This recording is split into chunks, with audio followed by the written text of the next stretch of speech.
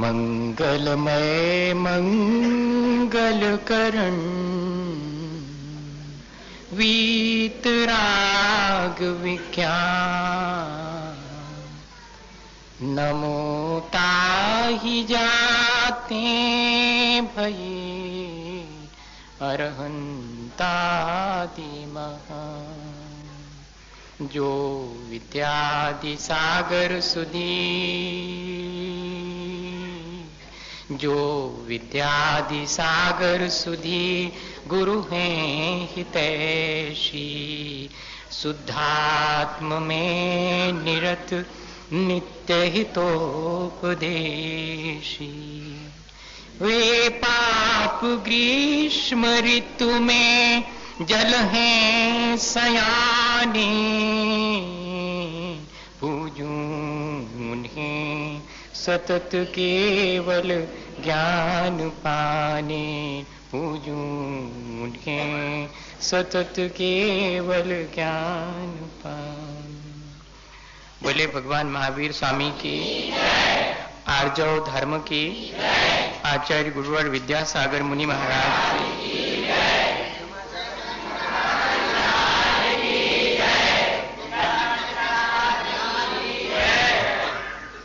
आज जो है दशलक्षण पर्व का तीसरा दिन है। आज आर्जव धर्म की बात अपन करेंगे। जीवन में जब क्षमा धर्म आता है तब हमारे भीतर सहनशीलता, धैर्य और हमारी अपनी क्षमता बढ़ने लगती है। या ऐसा कहें कि जब हमारी सहनशीलता, हमारी क्षमता और हमारा धैर्य बढ़ने लगता है तो हमारे भीतर क्षमा धर्म आता है। ये उसके लाभ हैं। ऐसे ही मार्दव धर्म जब हमारे भीतर आता है तब हमारे भीतर एक शालीनता, जेंटलनेस या कि लीनियसी जिसको अपन कहते हैं, ये हमारे भीतर अपने आप ही प्रकट होना शुरू हो जाती है। और आज के समय में अगर देखें तो एक सामाजिक शिष्टाचार के नाते भी ये मृदुता या विनय हमारे जीवन में आवश्यक है। मोक्ष मार्ग में ज्ञान की विनय, दर्शन की विनय, चारित्र की विनय और तप की विनय, ये चार विनय तो कही ही गई हैं, लेकिन उपचार विनय भी कही गई है। अपने से बड़े जनों के लिए जो हमारे भीतर एक मृदुता का भाव होता है, वही हमारी अपनी विनय है। इस विनय का प्रभाव पूरे वातावरण पर पड़ता है। आज के समय में इस चीज की धीरे धीरे कमी होती जा रही है। परमार्थ में तो जैसा है वैसा है, लेकिन व्यवहार में भी ये चीज अब बहुत कम देखने में आती है। बड़े बूढ़ों के प्रति आज हमारे मन में उतना सम्मान, उतनी विनय कहां है। अपने प्रति उपकार करने वाले के प्रति भी हमारे मन में कृतज्ञता का भाव कहां है। ये जो व्यवहार की विनय है वो भी हमें एक संदेश तो देती ही है। एक परिवार में दो भाई रहा करते थे, तो उन्होंने मुझे सुनाया। वो बड़े बड़े हो गए, उनके भी बेटे हो गए, और उनके बेटे एक दिन जो है वो खेल खेल रहे थे। क्या खेल खेल रहे थे? दादा दादा दादा का खेल खेल रहे थे, क्योंकि बड़े भाई को घर में दादा बोलते और छोटे भाई को छोटे भाई। तो अब वो बच्चे लोग खेल रहे हैं और एक बन गया उसमें से दादा और एक बन गया छोटे भैया बन गया। अब वो खेल शुरू हो गया। थोड़ी देर चला वो खेल, फिर कोई बात गड़बड़ हो गई। गड़बड़ हो गई तो वो जो छोटा भाई बना था उसने कहा कि खेल खत्म। क्यों? जो दादा बना था उसने कहा क्यों बंद कर रहे हो, अभी तो पूरा हुआ ही नहीं। उसने कहा नहीं, तुमने अपना जो रोल था वो गड़बड़ किया। चलो अब दादा के पास चलते हैं, ओरिजिनल दादा के पास, है ना। हाँ, मतलब जो सचमुच उनके पिता, तो उनके पास जाकर के कि दादा ये जो है मान नहीं रहे हैं, खेल खत्म कर रहे हैं और ऐसा नहीं करना चाहिए, ईमानदारी से खेलना चाहिए। अरे बात क्या हुई पहले बताओ। तो वो छोटा भैया बोलता कि मैं बताऊंगा। दादा दादा का खेल खेल रहे थे, लेकिन ये दादा बने हैं और इन्होंने मुझे डांटा। डांटा क्यों? क्योंकि कभी भी दादा ने छोटे भैया को तो डांटा ही नहीं, आज तक नहीं डांटा, तो फिर उन्होंने क्यों डांटा, इसलिए खेल खत्म। अब बताइएगा कितनी छोटी सी बात है, लेकिन वो बच्चे जो है ये बात जानते हैं कि बड़े भैया ने कभी छोटे भैया को डांटे ही नहीं। ये इंप्रेशन उनके भीतर, ये प्रभाव कितना गहरा है कि वो खेल खेल में भी कह रहे हैं कि अगर बड़े भैया होकर तुम छोटे भैया को डांटोगे तो फिर तो खेल खत्म।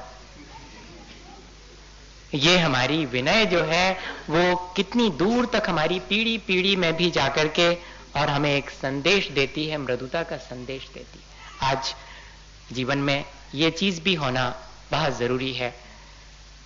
हमने दो बातें सीख ली हैं, क्षमा धर्म और मृदुता, कोमलता। आज अगर ये दोनों चीजें आ गई तो भैया तीसरी चीज तो आए बिना रहेगी नहीं। जो क्षमावान है उसे अपने भीतर कोमल तो होना ही पड़ेगा, कोमल व्यक्ति ही क्षमा कर सकता है। और जो व्यक्ति क्षमावान है और कोमल है उसको सरल तो होना ही है, संभव ही नहीं है बिना सरलता के जो है कोमलता आ कैसे सकती है। नहीं तो वो कोमलता बनावटी होगी, वो विनय बनावटी होगी, वो तो चापलूसी कहलाएगी जैसे आज के समय में होती है। वो जो परमार्थ की विनय है वो तो तभी आएगी जब हमारे भीतर क्षमा होगी, और परमार्थ से सरलता तभी आएगी जब हमारे भीतर कोमलता होगी। ऋजोर भावो आर्जवम, या कि योगस अवक्रता आर्जवम। मन वचन काय की सरलता का नाम ही आर्जव धर्म है। मोत्तूर्ण कुटिल भावम, निम्मल हृदयेन चरदिजो समणो,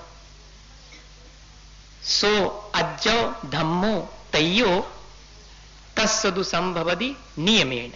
ऐसा जो है आचार्यों ने लिखा, जब हम अपने मन की कुटिलता को छोड़ करके निर्मल हृदय से अपने आचरण का पालन करते हैं, जो मुनि महाराज, उनके ये तीसरे नंबर का आर्जव धर्म होता है। ऐसा लिखा हुआ है। ये कुटिलता या कि मायाचारी, ये है क्या चीज, और ये हमारे भीतर आ कैसे जाती है, और इससे हम बचें कैसे, बस इतनी ही बात है। और तो कोई विशेष, और आ जाती है तो कोई बात नहीं, अब आई जाती है तो क्या, पर ना आवे इसकी हिफाजत तो की जा सकती है, इसका बचाव तो किया जा सकता है। आ जाने के बाद कैसे हम संभालें, सब कषायों के साथ यही लगाना भैया।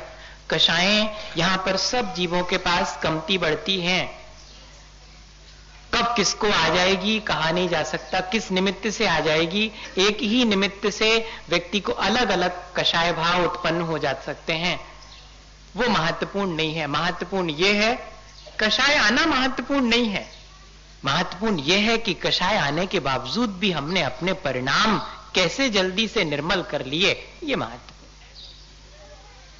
क्रोध आ जाना बहुत बड़ी चीज नहीं है। To err is the human, to confess is the divine, ऐसा लिखा।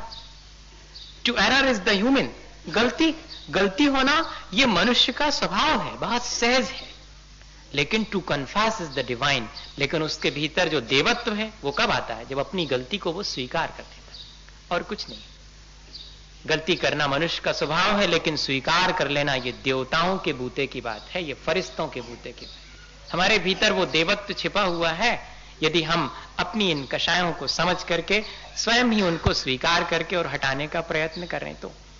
माया के एक मायने तो होता है, माया कषाय ही है जिसको वंचना कहते हैं। माया के मायने होता दिखावा, माया के मायने होता धन संपदा, वो भी तो कहते माया है ना। और एक होती है माया और ब्रह्म, ब्रह्म तो है शाश्वत, और माया जो कुछ भी है वो सब क्षण भंगुर।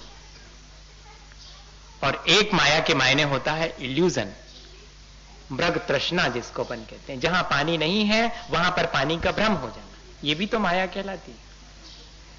जैसे कि इंद्रजालिया जो है वो अपने को ठगने के लिए, और कैसे कैसे दृश्य दिखाता है और अपन एकदम सच मान लेते हैं उसको। जो चीज जैसी नहीं है उसे वैसा प्रकट करना, इसका नाम है माया। या कि दूसरे को धोखा देने का अभिप्राय रखना, यह है माया। धोखा देने का भीतर अभिप्राय। कई बार ऐसा होता है कि हित के लिए भी जो है और ऐसा करना पड़ता, अहित के लिए करते हैं तब तो खोटा अभिप्राय है ही, लेकिन हित के लिए अगर किया है, ऐसी मायाचारी तो मां के लिए 24 घंटे करना पड़ती।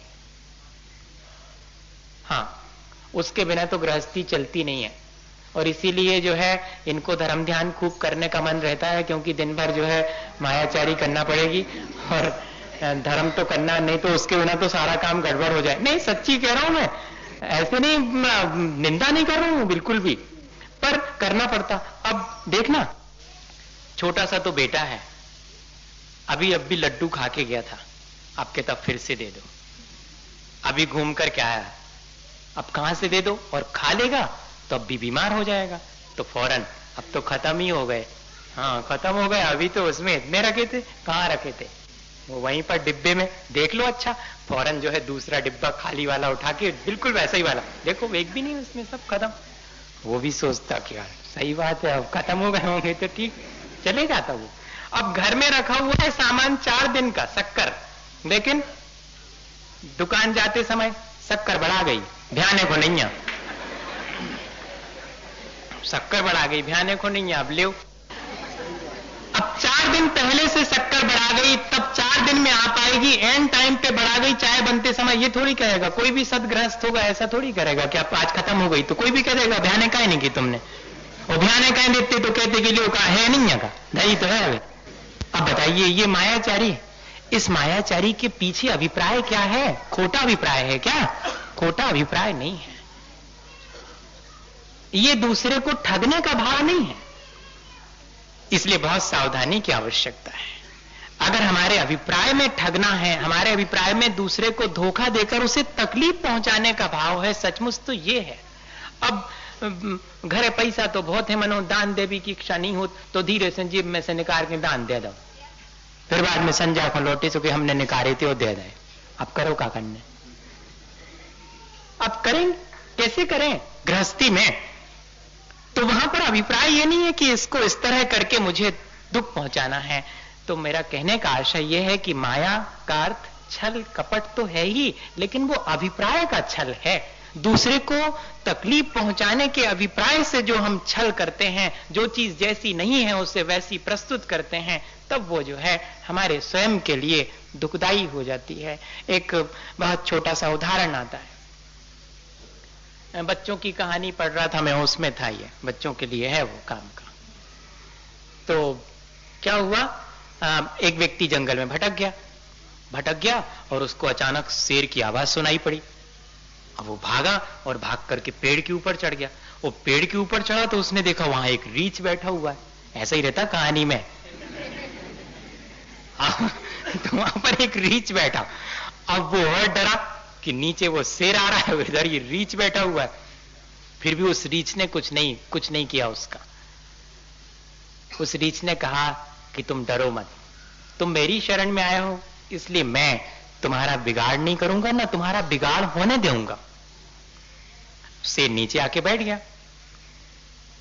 उसने सोचा कभी ना कभी तो उतरेगा ये। अब इतने में जो है रीछ को थोड़ी सी झपकी लग गई।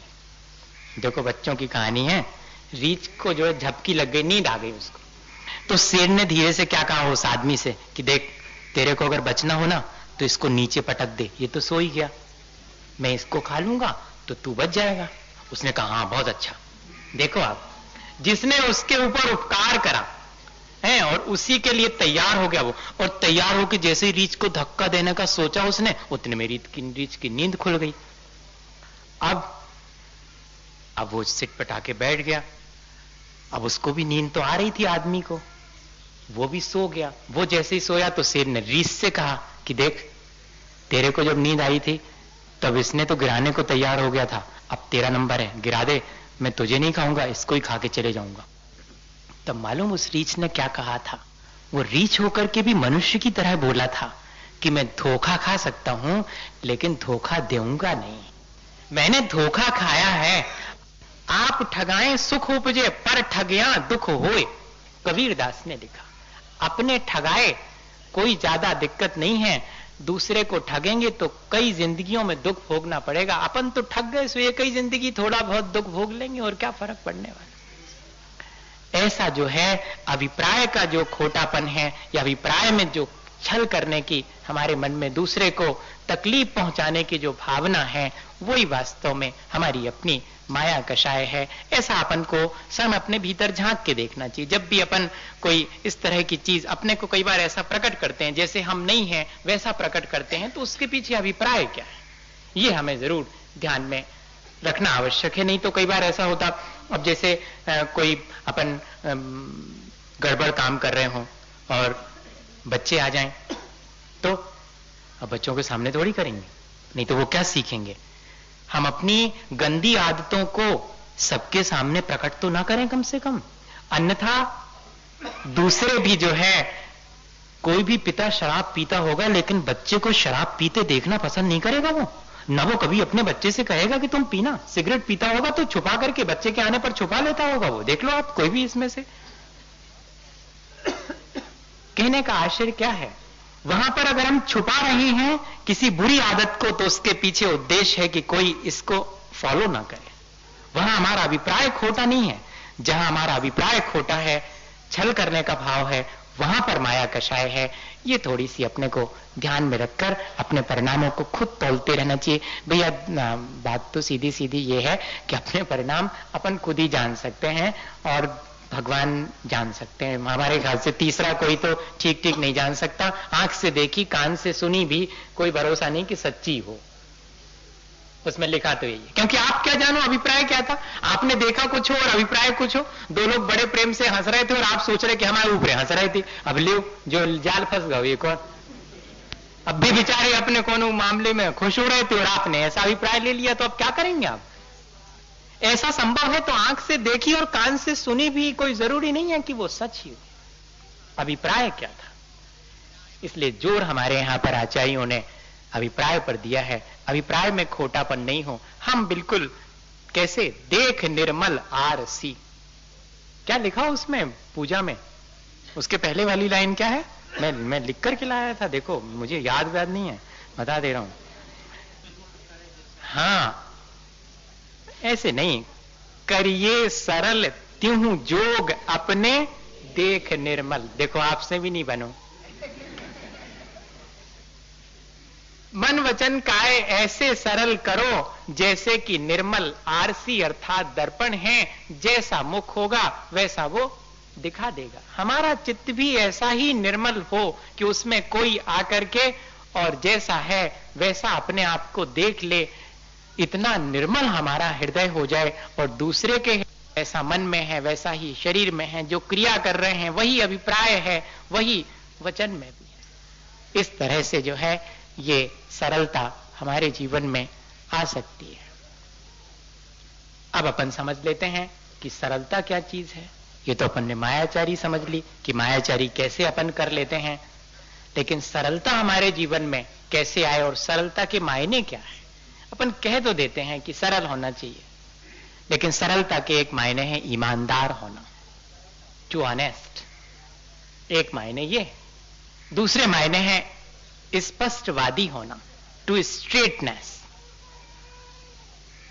और तीसरे मायने हैं उन्मुक्त हृदय होना, वर्म हार्टेड, बहुत खुले दिल से मिलना। किसी से भी मिलना वही मिल सकता जो भीतर से सरल होगा, नहीं तो वो कोई ना कोई मास्क, कोई ना कोई चेहरा लगा के मिलेगा कि इनसे इस तरह मिलो, इनसे इस तरह मिलो, इनसे इस तरह मिलो। पता नहीं इनको नहीं तो हमारी ओरिजिनलिटी मालूम पड़ जाए। तो ऐसे ना मिलना पड़े, उन्मुक्त हृदय, वार्म हार्टेड, ऐसा। और फिर चौथे नंबर कहते सादगी, सिंपलिसिटी। ये चार चीजें जीवन में आए तो सरलता आती है। ईमानदारी आनी चाहिए, लेकिन ईमानदारी के साथ मुश्किल ये है कि ठगाए जाते हैं। ईमानदार रहने में आज जो है वो बहुत मुश्किल होती है कि अगर अपन सरल और ईमानदार बनो तो लोग हमें ठग लेते हैं। तो क्या हम ठगाए जाने पर अपनी ईमानदारी को छोड़ दें क्या? ये हमें विचार करना चाहिए। ये हमारे मन में आ सकता है कि महाराज जी आप तो कह रहे हो सो ठीक है, मगर आज के संसार में ईमानदारी से कैसे काम चलता है क्या? किसी का काम नहीं चलता ईमानदारी से।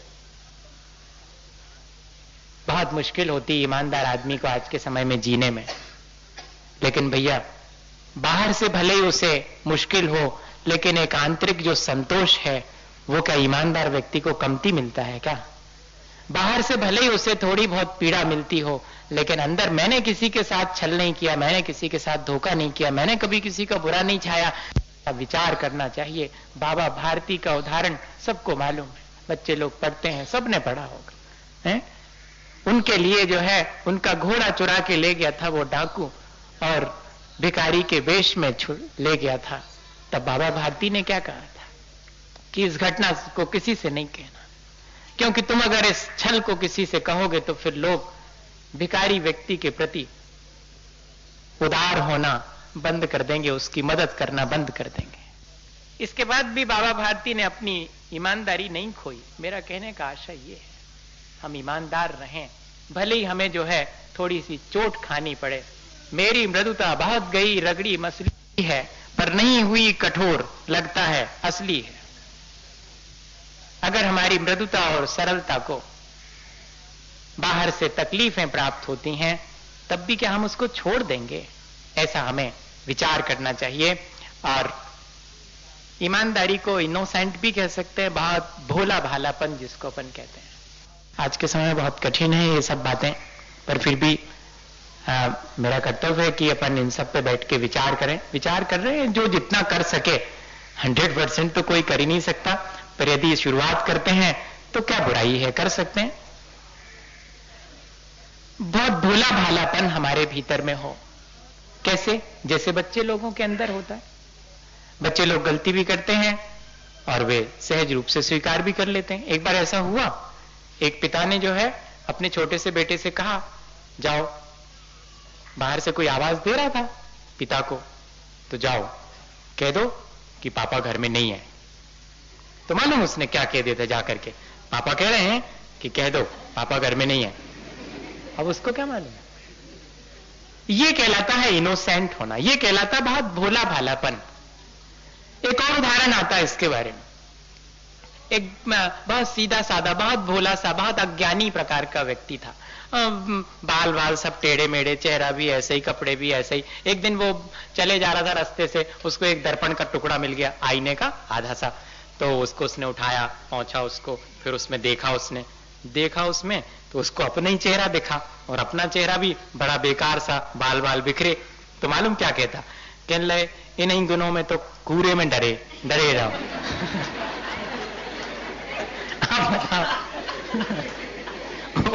उसने देख करके अब उसको ये समझ में नहीं आया कि किससे कह रहे हो। ऐसा उदाहरण जब मैंने पढ़ा तो लगा कि ये कहलाती है सरलता, ये कहलाता है भोला भालापन। इतने सहज और इतने सरल जो है बहुत कठिन है।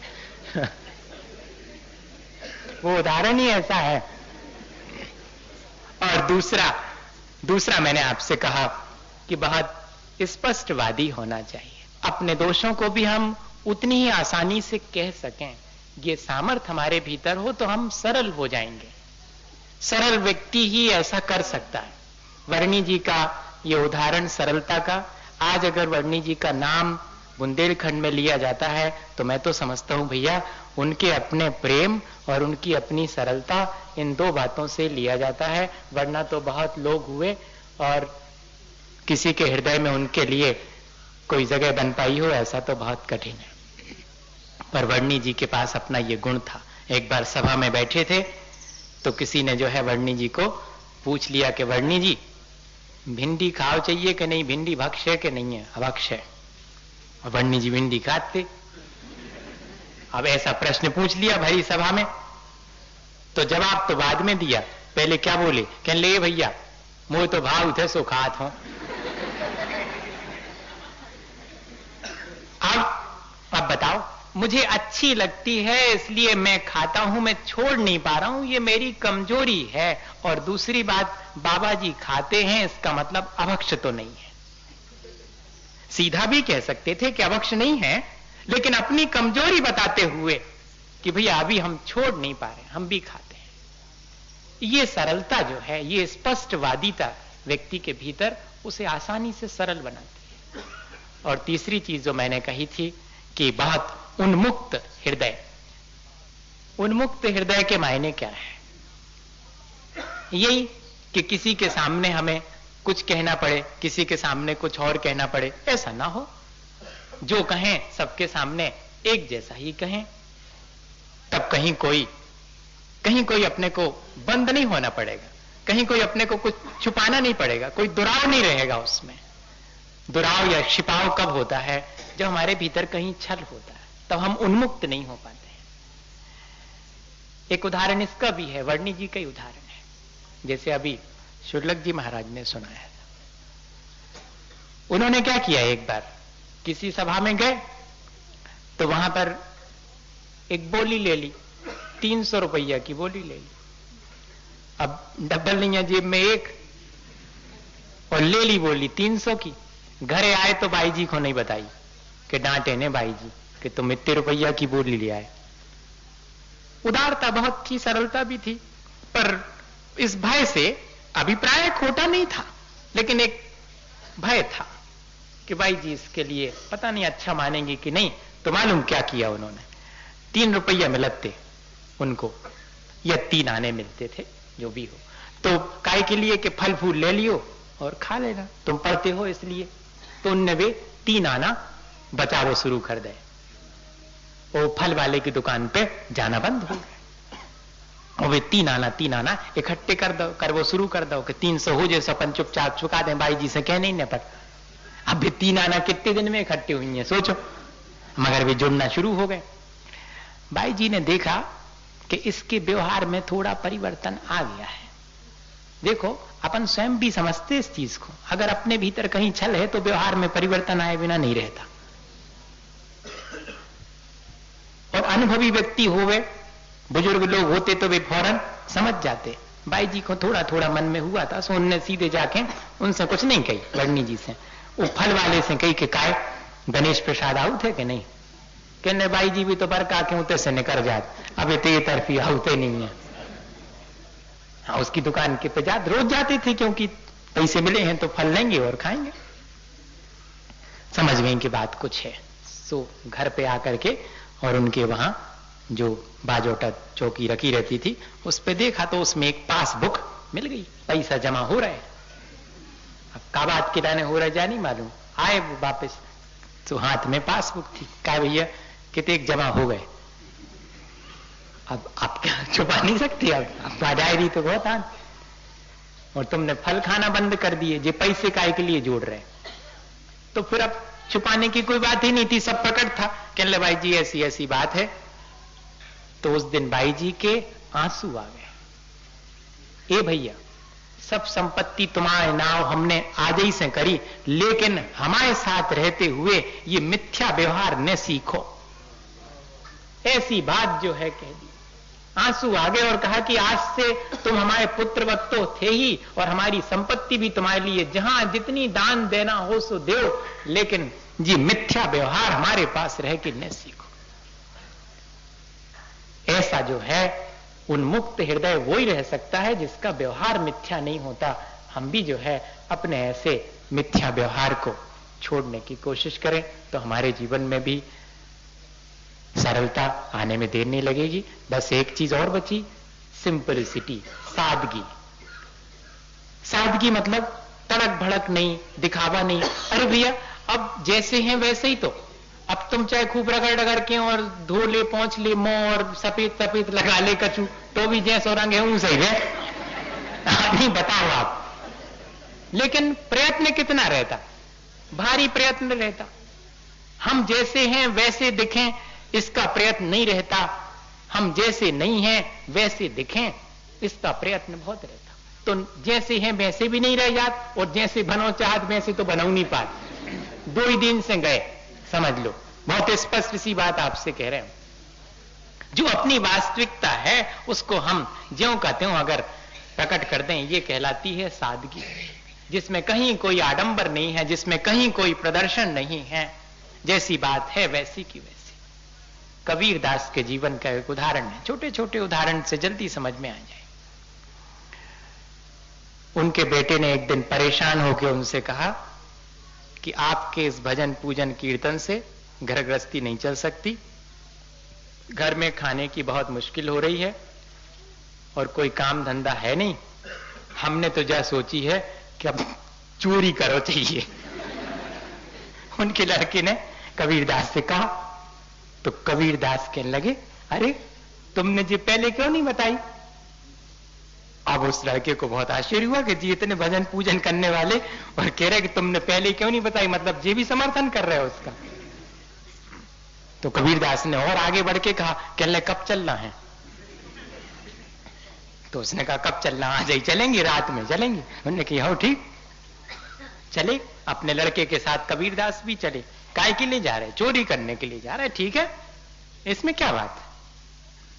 गए और उसने, लड़के ने जो है जैसे घुसा जाता है तो एक छेद करके उसमें से घुसा और कहने लगे, सुनो आप बाहर खड़े रहना जब तक हम नहीं लौटे, और अगर कोई खटपट की आवाज हो तो हमें खबर दे देना। कह रहे हाँ ठीक है, इसमें क्या, इतना काम तो हम कर ही देंगे। बाहर खड़े अपने आराम से भजन कर रहे। हाँ, और वो भीतर घुसा और उसने जो है पोटली बाहर जैसे ही फेंकी तो ने देख ली कि हाँ सब सामान बांध के ये बाहर आया। कह रहे सुनो सब जने सो रहे हुई हैं? कह ले हाँ सब सो रहे भी, तो कोई को नहीं पता लगी? कह ले नहीं कोई को पता नहीं। अरे एक आध को तो जगा के कह रही होती। बताओ, कह ले कि ऐसे होती क्या चोरी? कह ले बता दी होती। अरे नहीं, बता के आओ, सवेरे से जब उनका सामान नहीं मिलेगा तो नाहक बहुत परेशान होगी, कह के आओ कि हम ले जा रहे। अब बताइए आप, ऐसा व्यक्ति चोरी कर सकता है क्या? ऐसा जिसका सादगी भरा जीवन है, ऐसा सरल जिसका जीवन है, वो उसके द्वारा पाप हो नहीं सकता। ये सादगी जो है वो हमें पाप से बचाती है, सरलता जो है वो हमें पाप से बचा लेती है। लेकिन आज तो हम आडंबर में और दिखावे में जीने की चेष्टा ज्यादा करते हैं और उसके चलते और बहुत सारे पाप कर लेते हैं, खबर भी नहीं अपने को हो पाती है। तो भैया इस तरह से अगर हम अपने जीवन में सरलता लाएंगे तो कोई बहुत विशेष कठिन बात नहीं है कि हमारा जीवन अच्छा ना बने। और विशेष मैं आपसे क्या कहूं, हम स्वयं के जीवन में झांक करके देखें कि हमारे जीवन में कहां कहां खोट है, कहां कहां हमारे अभिप्राय में किस क्षण जो है वो मलिनता आ जाती है, या किस क्षण हम अपने जीवन में और कुटिल हो जाते हैं। सब पहचानते हैं, कहने की आवश्यकता नहीं। दूसरे को कभी भी ये नहीं कहना कि वो छली है, कपटी है। ऐसा कहने से भी शायद उसे दुख होगा। वो स्वयं स्वीकार करे कि हाँ सचमुच मैंने छल किया है। तब भी जो है अगर उसमें लिखा कि अगर कोई अपने छल को हमारे सामने और स्पष्ट प्रकट कर दे तब उसे क्या करना, उसे क्षमा कर देना और उसे आगे के लिए और धैर्य बंधाना। एक बहुत छोटी सी घटना आपसे कहूं, हमारे अपने स्वयं के जीवन की। समय 35 मिनट हो गए, हो जान दो आपको का।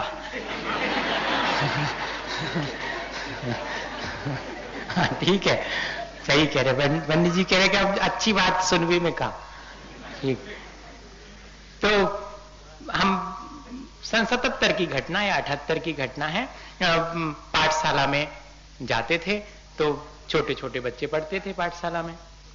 तो वहां पर एक बार क्या हुआ, बहुत सारे बच्चे, 100 बच्चे बैठे पढ़ रहे हैं। अब छोटे बच्चों की तो आदत होती है, बिजली चली गई तो बिजली चली गई तो अब वो क्या करेंगे, किसी ने सीटी बजाना शुरू कर दी, किसी ने हो करना शुरू कर दिया। अब हम चुपचाप बैठे, अब क्या करें। थोड़ी देर के बाद बिजली आ गई तो हमने कहा कि देखो जितनी भी जो छोटी छोटी बिटिया लोग हैं वो तो खड़े हो और जाओ, तुम्हारी छुट्टी। तुम तो मुंह में हाथ डाल के विसिल बजा नहीं सकते, ये तो पक्का है, इसलिए तुम्हारी छुट्टी। अब जो बच्चे बचे उनमें से हमने कहा कि देखो हम आपको जैसी घटना है वैसी बता रहे हैं। हमने कहा देखो जिसने सीटी बजाई हो या जिसने हो किया हो जल्दी से हाथ ऊंचा कर दो। मगर किसका साहस, अरे बहुत साहस चाहिए। देखो तो मजा, छल करते समय लज्जा नहीं आती, छल प्रकट हो जाए तो लज्जा आती है।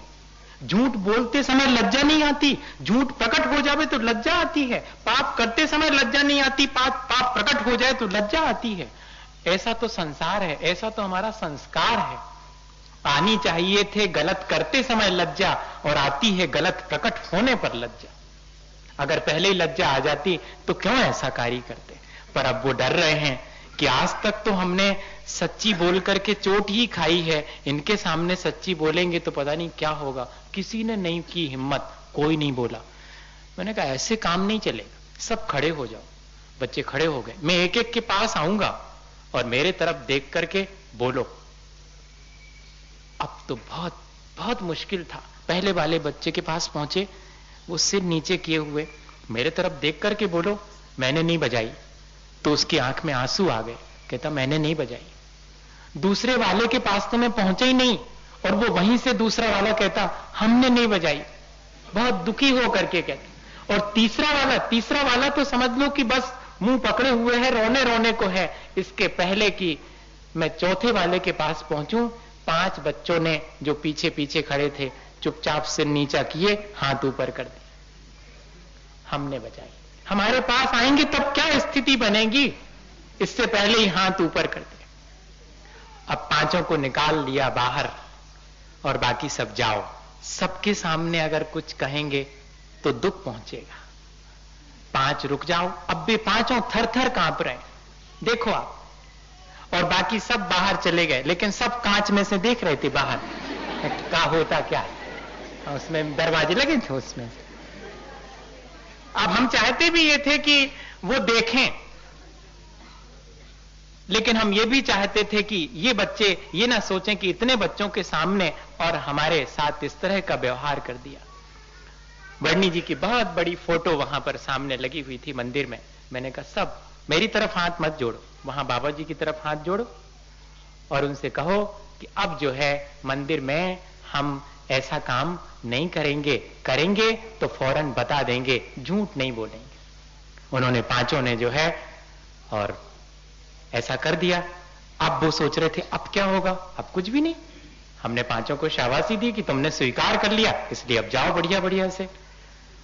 उस दिन के बाद फिर जितनी भी बार बिजली गई, एक भी बच्चे ने तो हो नहीं किया, एक ने भी तो विसिल नहीं बजाई। आखिर बात क्या हुई? आपने व्यक्ति की सरलता को अगर स्वीकार कर लिया, उसे शाबाशी दे दी, तब व्यक्ति के अंदर और सरल बनने की भावना आएगी। और अगर आपने उसकी कुटिलता के प्रकट हो जाने पर उसे और नीचा दिखाने की कोशिश की, तो भैया कोई भी अपने छल को प्रकट नहीं करेगा और छल करता ही चला जाएगा, सरल होने का प्रयास ही नहीं करेगा। हम अपने बच्चों को अगर भी सरलता से अपने दोषों को स्वीकार करते हैं तो शाबाशी देने से नहीं चूकें। बड़े लोगों को भी जो है, और अगर कहीं किसी का छल प्रकट हो जाए, वो स्वयं कर दे, तो उसे शाबाशी दें, उसकी गलती ना माने, क्योंकि गलती तो की है और उस गलती को स्वीकार कर लेना, उस गलती से मुक्त हो जाना है। हम सब जो है कषायों से ग्रसित हैं, संस्कारवश हैं। अगर कोई अपनी कषायों को कम करने की कोशिश कर रहा है तो वो उसके लिए शाबाशी का ही काम है। इसी भावना के साथ कि हम सब एक दूसरे की सरलता की प्रशंसा करेंगे और स्वयं भी सरल होने का प्रयत्न करेंगे, उसी भावना के साथ बोले आचार्य गुरुवर विद्यासागर मुनि महाराज।